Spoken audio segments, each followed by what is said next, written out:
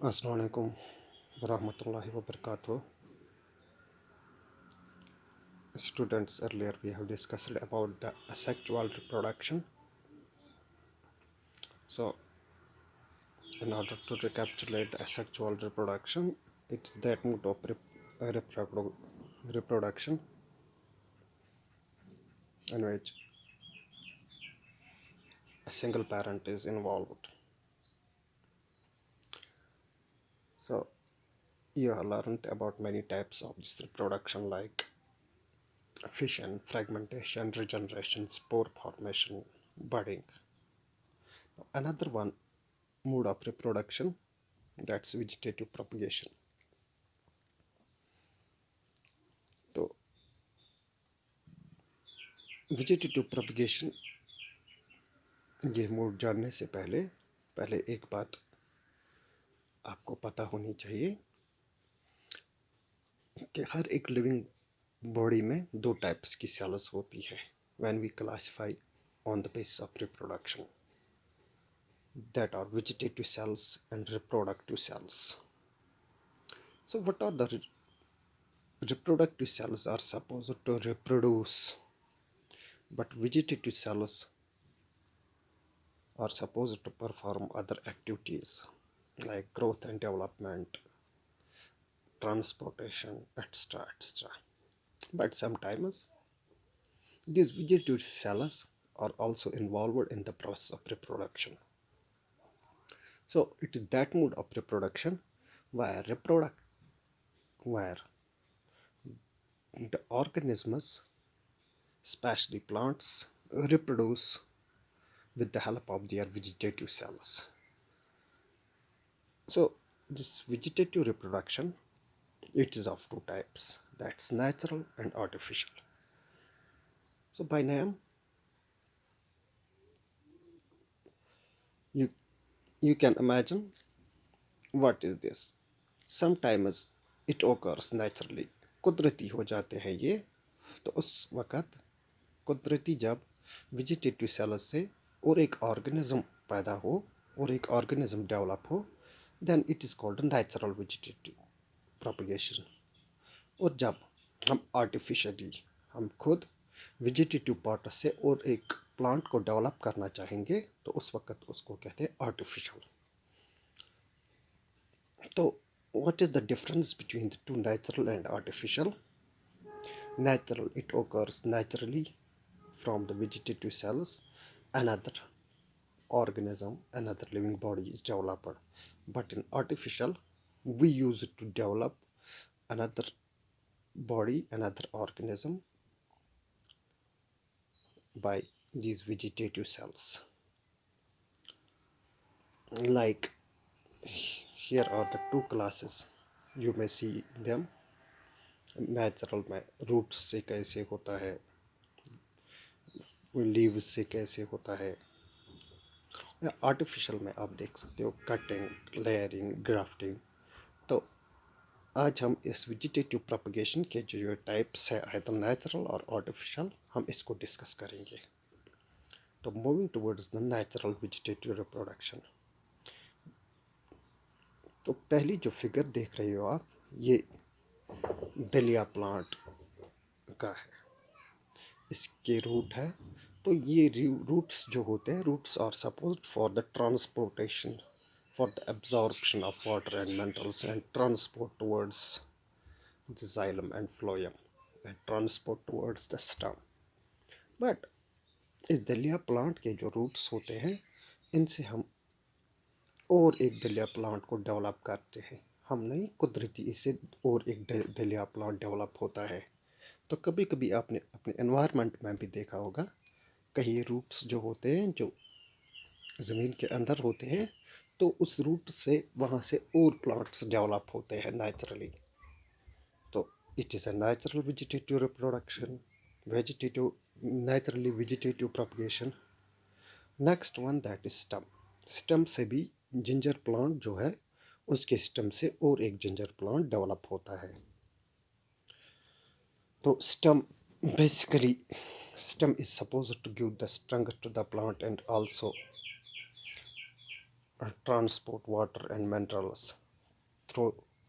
through their vascular bundle, but here stem performs another function, that is vegetative propagation, rather we may say that reproduction. So in dahlia, roots can develop into another plant. In ginger, stem can be developed into another plant. However, roots and stems, they are not reproductive parts of the plant. They are the vegetative parts. But they can develop into another plant. So we may say that this is a vegetative propagation and it occurs naturally. So we can say that this is the natural vegetative propagation. Another one plant, that's bryophyllum. So this bryophyllum, इसके जो leaves होते हैं वहाँ से और एक plant develop हो सकता है. तो ब्रायोफाइलम लीव्स जो होते हैं उनमें ये कैपेबिलिटी होती है that they can develop another Bryophyllum plant. तो लीव्स से डेवलप, हाउएवर लीव्स जो थी that were supposed for photosynthesis and another works, but here leaves perform the function of reproduction, that too naturally. So we may say that this is naturally vegetative propagation. तो natural vegetative propagation में आपने 3 examples देखे. First one from roots that occurs in dahlia, stem that occurs in ginger, and from the leaves another plant is developed. Such such a type of reproduction, such a type of vegetative propagation is seen in bryophyllum. So they were the natural vegetative propagation. Moving towards artificial vegetative propagation. First one, cutting. You may have seen around that part of the plant is detached from its parent body. A branch is detached from the parent body and is planted in another place which develops into another plant. So it occurs artificially. एक plant की एक शाख आप काट कर दूसरी जगह इसको ज़मीन में गाड़ देते हो तो वहाँ से नया प्लांट डेवलप होगा. तो आपने खुद किया, दैट्स आर्टिफिशियल. और ब्रांच जो था that was the vegetative part. So we may say that it is vegetative propagation, but we have done it, so it is artificial vegetative propagation. तो नेक्स्ट अगर हम देखेंगे दैट्स लायरिंग. लायरिंग में क्या होता है, आपको इस प्लांट के जो ब्रांच होता है इसको आपको काटना नहीं है, इसको आपको ज़मीन में प्लांट करना है. तो एक साइड से ये पेरेंट बॉडी के साथ अटैच्ड है और दूसरे साइड से आपने प्लांट अर्थ में उसे प्लांट कर दिया. तो वहाँ से उसे प्लांट करने के बाद वहाँ से और एक प्लांट डेवलप होगा. So that one is called layering. Even layering और कटिंग में आप एक सिमिलरिटी देखते हो, यहाँ से भी ब्रांच से प्लांट डेवलप हुआ, यहाँ से भी ब्रांच से प्लांट डेवलप हुआ, बट हियर आपने इसको डिटैच करके अलग इसको प्लांट कर दिया. बट हियर आपने इसी ब्रांच को नीचे ज़मीन में प्लांट कर दिया और वहाँ से और एक प्लांट डेवलप हुआ. तो प्लांट डेवलप होने के बाद आप इसको फिर डिटैच कर सकते हो. So that is layering. Next one that is grafting. तो ग्राफ्टिंग में क्या होता है, ग्राफ्टिंग में आपके पास जो प्लांट होता है उसको आप बीच में से काट देते हो, तो ऊपर का जो हिस्सा है उसको रिप्लेस करके किसी और प्लांट को इस पर अटैच कर देते हो, जिसको हम पाइवन भी कहते हैं.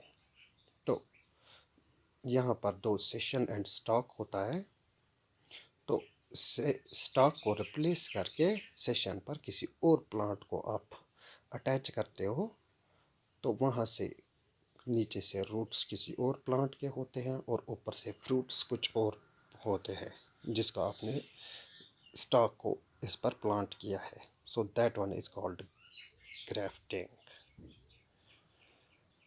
Now next one, that is an important, we may discuss in detail, that's tissue culturing. So what is tissue culturing? Tissue culturing में क्या होता है, वहाँ पर आपने एक पार्ट लिया था, जैसे कटिंग में आपने ब्रांच को लिया था या लेयरिंग में ब्रांच को लिया था, या ग्राफ्टिंग में आप देखते हो नीचे से रूट्स किसी और प्लांट के और ऊपर से कोई और प्लांट आपने उस पर अटैच कर दिया। तो हमने वहाँ पर तो रिप्रोडक्शन की, वेजिटेटिव प्रोपगेशन की, but here the parts of the plant is involved. But in tissue culturing it is a laboratorical technique. यहाँ पे होता क्या है, तो किसी प्लांट का आप टिप टिप इस्तेमाल यहाँ पर करते हो। सो ये टिप इसको ऐसे मीडियम में रखा जाता है ताकि वहाँ से वो डेवलप हो, उसके सेल्स जो हो वो रिपीटेडली डिवाइड हो। तो सेल्स का जब डिवीजन होता है वहाँ पर मास ऑफ द सेल्स बन जाता है, दैट वी कॉल्ड कैलस। आपने किया का एक प्लांट के कुछ सेल्स ले लिए, टिप से कुछ सेल्स ले लिए, तो उसको उस मीडियम में डाल दिया कि जहाँ पर वो अपने सेल्स को डिवाइड कर सकता है। On division, on repeatedly division और मल्टीप्लिकेशन, तो वहाँ पर मास ऑफ सेल्स बन जाते हैं, दैट वी कॉल्ड कैलस। तो इस कैलस को हम क्या करते हैं, इस कैलस को और एक मीडियम में डाल दिया जाता है। जब मास ऑफ द सेल्स, इसको और एक मीडियम में डाला जाता है, तो वहाँ पर हार्मोन्स होते हैं, हार्मोनल मीडियम होता है, तो वहाँ से इन सेल्स की डिफ्रेंसिएशन होती है। Like these cells, some cells develop into roots, some shoots and some other parts of the plant. तो एक टिप से पहले आपने इसको लेबोरेटरी के मीडियम में डाला, वहाँ पर बहुत सारी सेल्स बन गई, और उन सेल्स को दूसरे मीडियम में डाल दिया, तो वहाँ से आपको सेल्स जो थी उनकी जो अलग अलग वो स्पेशलाइजेशन थी वो डेवलप हो गई। कुछ सेल्स रूट्स में डेवलप हो गए और कुछ शूट्स में डेवलप हो गए। So that very technique that's called tissue culturing. तो whenever we see this tissue culturing, तो इसके बहुत सारे बेनिफिट्स हैं। लाइक हम प्लांट्स जो कि इंडेंजर्ड है, तो उसके पार्ट्स हमारे पास अवेलेबल नहीं होते हैं, तो एक सेल, एक टिश्यू से हम पूरे प्लांट को डेवलप कर सकते हैं। तो दूसरी बात ये भी है, तो प्लांट्स जो होते हैं ये वैसे ही बनते हैं, they are identical to their parents. Suppose आपके पास कोई प्लांट अवेलेबल नहीं है, इसका एक छोटा सा पार्ट अवेलेबल है, टिश्यू कल्चर करके उसको आप दूसरे प्लांट में डेवलप कर सकते हो, तो वो भी जो पूरा प्लांट हो जो इंडेंजर्ड हुआ हो, तो वहाँ से फिर उनकी रिप्रोडक्शन हो सकती है। Thank you.